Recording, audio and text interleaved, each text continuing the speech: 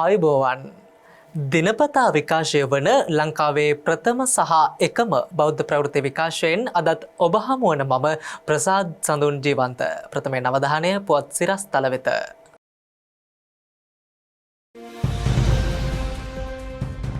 ඓතිහාසික මුහුදු මහා විහාරස්ථානය රැක ගැනීමට රජය ගෙන ඇති වැඩපිළිවෙල ප්‍රශංසනීයයි. සමස්ත ලංකා බෞද්ධ මහා සම්මේලනයෙන් ප්‍රකාශයක්. අපි විශ්වාස කරනවා රජයක් අලුතින් ඇති වුණාම ඒ තුළින් පුරාවිද්‍යාව සඳහා විශේෂ අවධානයක් යොමු කරලා අපේ ඒ ජාතික වස්තුවක් ඒක ලෝක හිමිකම් තියෙන දේවල් හැටියට රැක ගන්නට රජය විශේෂ අවධානයක් යොමු කරලා ඒ වෙනුවෙන් මුදල් ප්‍රතිපාදන වෙන් කරලා නීති සකසලා විශේෂයෙන්ම නීතිය පැත්තෙන් මේවා රැක ගන්නට බොහෝ ක්‍රියා කරන්න තියෙනවා. ඒවා ඉෂ්ට වෙයි කියන එක අපේ විශාල බලාපොරොත්තුවක් තියෙනවා.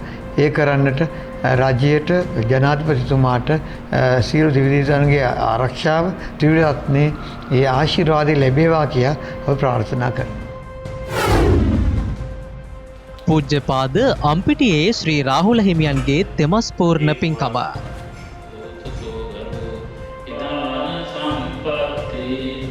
උතුම් ගුරුදේවයන් වහන්සේ අපටම නිවන් දක්නාතුරුම උන්වහන්සේම අපට ගුරුදේවයන් වහන්සේ වෙත්වා කියලා අපි ප්‍රාර්ථනා කරනවා. සුවවිරුවන් රකින සම්බෝධි මෙහෙයුම තවදුරටත්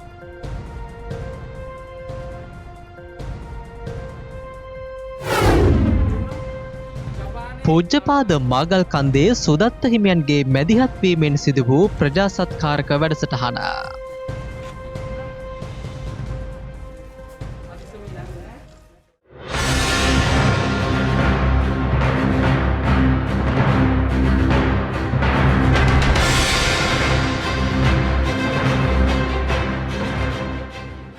මහරගම සිරි වජිරඥාන ධර්මායතනාධිපතිව වැඩවිසූ අපවත් වී වදාළ පූජ්‍යපාද අම්පිටියේ ශ්‍රී රාහුල නාහිමිපාණන් වහන්සේගේ තෙමස් පූර්ණ ගුණානුස්මරණය වෙනුවෙන් සංඝගත දක්ෂිනාවක් අද සිදු කෙරුණා. අමරපුර ධර්මරක්ෂිත නිකායේ මහානායක අතිපූජ්‍ය ත්‍රිකුණාමලේ ආනන්ද මහානායක ස්වාමින් වහන්සේ ප්‍රමුඛ පූජනීය සංඝරත්නය මේ සඳහා වැඩම කළා. මහරගම සිරි වජිරඥාන ධර්මායතනාධිපතිව වැඩවිසූ පූජ්‍යපාද අම්පිටියේ ශ්‍රී රාහුල නාහිමියන්ගේ තෙමස් පූර්ණ ගුණානුස්මරණය වෙනුවෙන් සංඝගත දක්ෂිනාවක් එම ධර්මායතනයේදී අද සිදු කෙරුණා.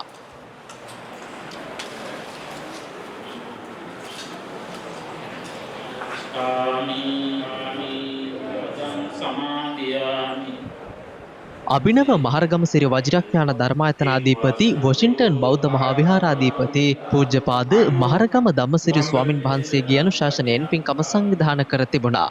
අමරපුර ධර්මරක්ෂිත නිකායේ මහානායක අතිපූජ්‍ය ත්‍රිකුණාමලේ ආනන්ද මහානායක හිමියන් ප්‍රමුඛ පූජනීය සංඝරත්නය 65 නමක් දානමය පින්කම සඳහා වැඩම කළ අතර රට තුළ පවතින ව්‍යසනකාරී තත්ත්වයේ හේතුවෙන් සෞඛ්‍ය ආරක්ෂිත ක්‍රමවේද අනුගමනය කරමින් මහජන සහභාගීත්වයෙන් තොරව පින්කම පැවැත්වීමට සංවිධායක මණ්ඩලය කටයුතු කර තිබුණා.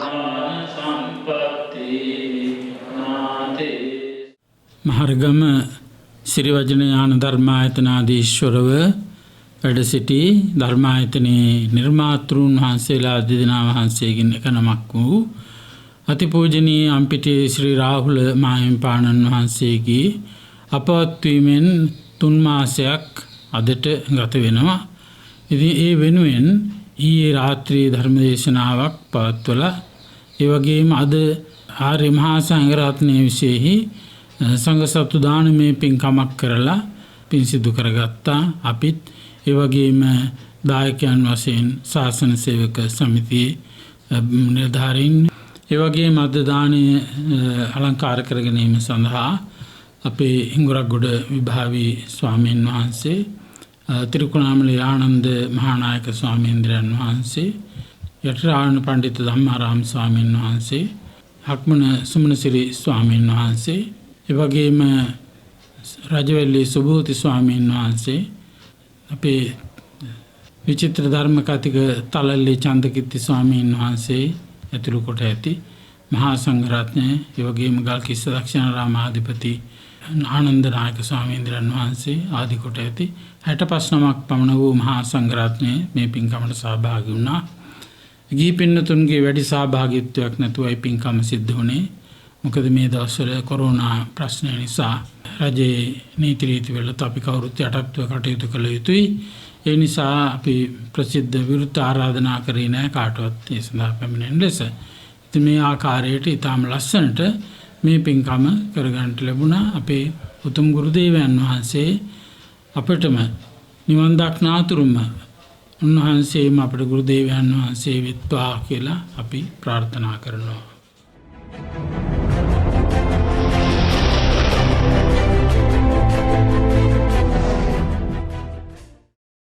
ඓතිහාසික මුහුදු මහා විහාරස්ථානය සහ එහි ඇති පුරාවිද්‍යාත්මක වටිනාකම් සුරක්ෂිත කිරීම උදෙසා වර්තමාන රජය ගෙන ඇති වැඩපිළිවෙල ප්‍රශංසනීය බව ලෝක බෞද්ධ මහා සම්මේලනයේ උපසභාපති ජගත් සුමතිපාල මහතා පවසනවා.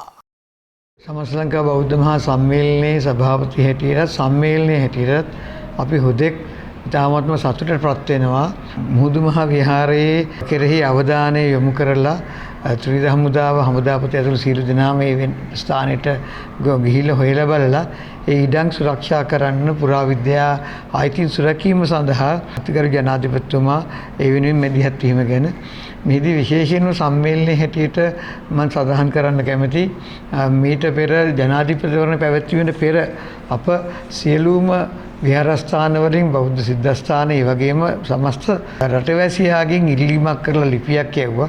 ඒ ලිපිය අපි මෙහිම සඳහන් කරේ ශ්‍රී ලංකාද්වීපයට හිතැති රට ජාතිය හා ආගමට ආදරය කරන බෞද්ධ ප්‍රතිපත්ති සුරකින්න රටට හිතැති රාජ්‍ය නායකයෙකු පත් කර ගැනීමට ලක්වැසි ජනතාවට සුනිසි නැනස පහළ වීම සඳහා වන සම්‍යක් අධිෂ්ඨානය විදිහට අප මේ පුරාවිද්‍යාස්ථාන රැක ගැනීම සම්බන්ධව අපට සුදුසු නායකයෙක් පත් කර ගන්නට අපට නැනස පහළ වේවා කියලා පසුගිය ජනාධිපතිවරණයට පෙර බෞද්ධ මහා සම්මේලනය විසින් ප්‍රකාශයක් පත් කළා. අද ඒ යම් කිසි දුරට මල්පල ගැනීමක් හැටියට අපට සඳහන් කරන්න පුළුවන්. විශේෂයෙන්ම මිට අවුරුදු 30කට පෙර ඉඳලම නැගෙනහිර පළාතේ පුරාවිද්‍යාස්ථාන රැක ගැනීම වෙනුවෙන් බෞද්ධ මහා සම්මේලනය පෙළ ගැහුණා.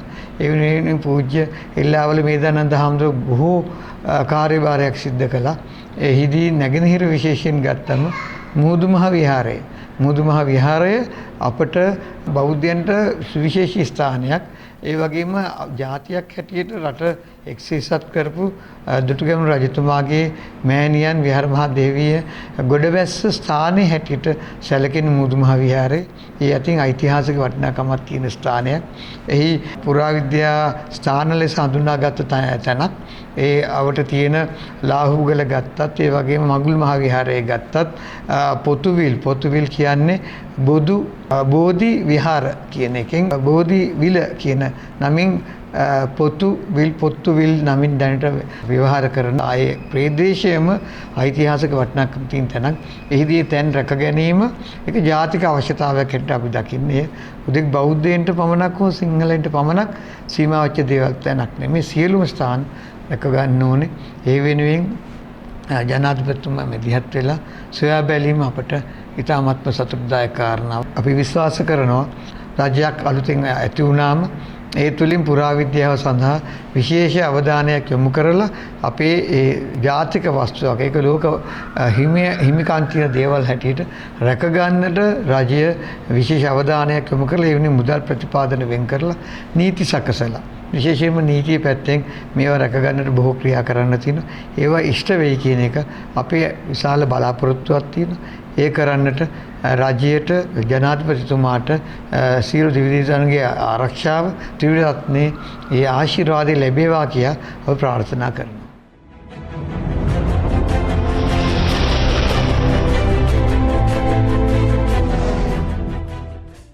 සුවවිරුවන්ගේ ආරක්ෂාව වෙනුවෙන් කොළඹ හත ශ්‍රී සම්බෝධි විහාරස්ථානයේ ආරම්භ කළ විසබීජ හරණ ඇඳුම් කට්ටල නිර්මාණය කිරීමේ වැඩසටහන අද දිනේදීත් ක්‍රියාත්මක කළා. අයිබෝවන් අපගේ ප්‍රධාන පුවත් විකාශය සුසන්දේශ පුවත් විකාශය වෙනුවෙන් කොළඹ හත ශ්‍රී සම්බෝධි මහා විහාරස්ථානයේ සිට මෙලෙසින් ඔබව ආමන්ත්‍රණය කරන්නේ. අපි අපේ සුපුරුදු ජීවන රටාවෙන් දැන් මාස 2කටත් වඩා වැඩි කාලයක් ඈත් වෙලා මේ කොරෝනා වෛරස් ව්‍යාප්තිය ලංකාවෙන් තුරන් කරන්නට මේ කොරෝනා වෛරසය ලංකාවෙන් ව්‍යාප්තිය පාලනය කරන්න අපි හැමදෙනාම බොහෝ කැපකිරීම් කරනවා. ඒ අතරතුරේදී අපේ රටේ වෛද්‍යවරුන්, සුවපෙරුවන්, ඒ වගේම වීරුදාර රණවිරුවන් මේ කාර්යයට, මේ අභියෝගයට මුහුණ දෙන්නේ මහත් වූ ශක්තියකින්. ඒ ඔබ අප හැමදෙනාගේම ජීවිත ආරක්ෂා කරන්න. ඒ වගේමයි අපේ රටට, අපේ ජාතියට, අපේ රටේ ජනතාවට කරදරයක් විපතක් වන්නේ මොන අවස්ථාවකදීද? ඒ හැම අවස්ථාවකදීම ඉස්සෙල්ලම කටයුතු කරන අපේ වන්දනීය පූජනීය ගරුතර මහා සංඝරත්නයේ ප්‍රධාන සියලු ආගමික නායකයන් මේ මොහොත වන විට ඔවුන්ගේ ආගම් අනුකූලව ජනතාවට ආශිර්වාද කරන මොහොතක් අපි මේ ගත කරන්නේ. ඉතින් ජාතියේ බුදුනාලිකාව විදියට බෞද්ධ අමාත්‍යාලයේ අපිටත් යුතුයකමක් වගකීමක් තිබෙනවා මේ මොහොතේදී ජාතියේ අවශ්‍යතාවය වගකීම ඉටු කරන්න. ඉතින් කොළඹ 7 ශ්‍රී සම්බෝධි මහා විහාරාධිපති බෞද්ධ අමාත්‍යාලයේ ගරු අධ්‍යක්ෂ පූජනීය බොරලන්දේ වජිරඥාන පින්වත් නායක ස්වාමින් වහන්සේගේ සංකල්පයක් පරිද්දෙන් මීට මාස 2කට පමණ පෙර සම්බෝධි මහා විහාරස්ථානයේදී මේ කාර්යය ආරම්භ කළා. අපි අපේ ප්‍රධාන පොත් විකාශය සුසන්දේශ පොත් විකාශයෙන් මේ පිළිබඳව තොරතුරු සෑම දිනකදීම ඔබ වෙත සංනිවේදනය කළා.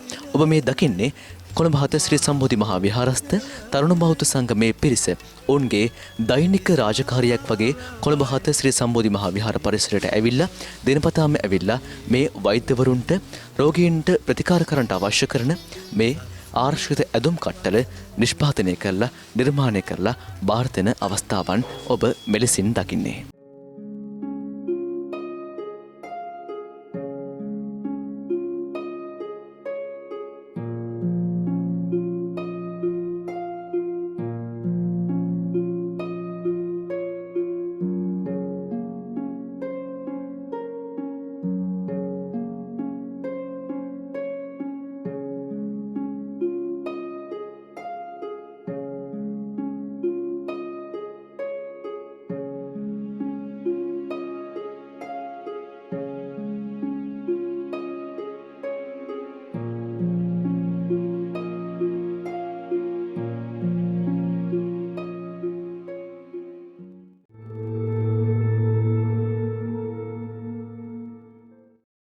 මේ වන විට පවතින ව්‍යසනකාරී තත්වයෙන් පීඩාවට පත්ව සිටින ජනතාවට පූජනීය සංඝරත්නය විශාල මෙහෙවරක් ඉටු කරමින් පවතිනවා. ඒ අනුව බේරුවල මාගල්කන්ද ප්‍රදේශයේ පදිංචි පවුල් 600ක් සඳහා සහල් පරිත්‍යාග කිරීමේ වැඩසටහනක් ඉකුත්දා ක්‍රියාත්මක කළා. ඒ පූජ්‍යපාද මාගල්කන්දේ සුදත්ත ස්වාමින් වහන්සේගේ ප්‍රධානත්වයෙන්. අපේ පන්සල මාගල්කන්ද උතුර සහ දකුණ ග්‍රාම නිලධාරියේ වසම්වල පදිංචි පවුල් 600ක් සඳහා සහල් පරිත්‍යාග කිරීමේ වැඩසටහන ඉකුත්දා ක්‍රියාත්මක කෙරුණේ පූජ්‍යපාද මාගල්කන්දේ සුදත්ත ස්වාමින් වහන්සේගේ ප්‍රධානත්වයෙන්. ජපානයේ පදිංචි ශ්‍රී ලාංකිකයන් කිහිප දෙනෙකුගේ ධන පරිත්‍යාගයෙන් මෙම සහල් ලබාගෙන ඇති අතර ජපානයේ ශ්‍රී ලංකා කොන්සල් ජෙනරාල් සුනිල් ගමගේ මහතා ඇතුළු පිරිසක් මෙම අවස්ථාවට එක්ව සිටියා. සෞඛ්‍ය ආරක්ෂිත ක්‍රමවේද අනුගමනය කරමින් ප්‍රදේශවාසීන් මෙහිදී කටයුතු කර තිබුණා.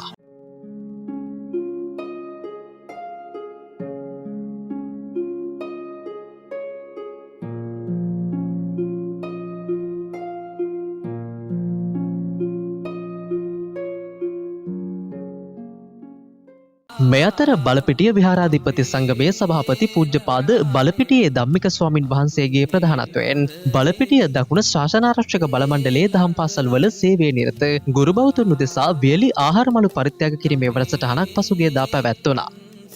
සෞඛ්‍යාරක්ෂිත ක්‍රමවේදයන්ට අනුකූලව බලපිටිය ශ්‍රී සුභද්‍රාරාම පුරාණ විහාරස්ථානය කේන්ද්‍ර කරගනිමින් වැඩසටහන ක්‍රියාත්මක කළ අතර ප්‍රදේශයේ පූජනීය සංඝරත්නය මේ සඳහා වැඩම කළා.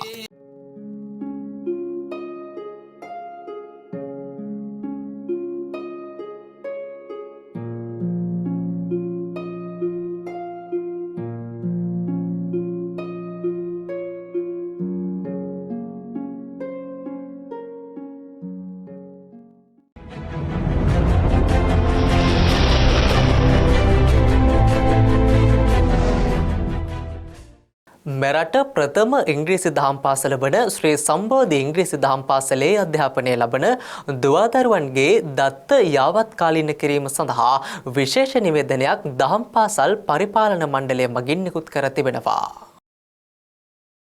මෙරට ප්‍රථම ඉංග්‍රීසි දහම් පාසල වන ශ්‍රී සම්බෝධි ඉංග්‍රීසි දහම් පාසලේ දැනට අධ්‍යාපනය ලබන දූදරුවන් විසින් තමන්ගේ සම්පූර්ණ නම දැනට දහම් පාසලේ අධ්‍යාපනය ලබන ශ්‍රේණිය සහ තමන් හා WhatsApp මගින් සම්බන්ධ විය හැකි දුරකථන අංකයක්ද සහිතව මෙම මස 22 වෙනිදා හෝ එම දිනයට ප්‍රථම අපගේ WhatsApp දුරකථන අංකය වන 071 486 25 75 යන අංකයට හෝ අප මාධ්‍ය ජාලයට පැමිණ එම තොරතුරු ලබා දෙන ලෙස දහම් පාසලේ විදුහල්පති ශ්‍රී සම්බෝධි මහා විහාරාධිපති පෞද්ගල මාධ්‍ය ජාලයේ අධ්‍යක්ෂ පූජ්‍යපාද බොරලන්දේ වජිරඥාන ස්වාමින්ද්‍රයන් වහන්සේ ප්‍රමුඛ පරිපාලන මණ්ඩලය කාරුණිකව ඉල්ලා සිටී.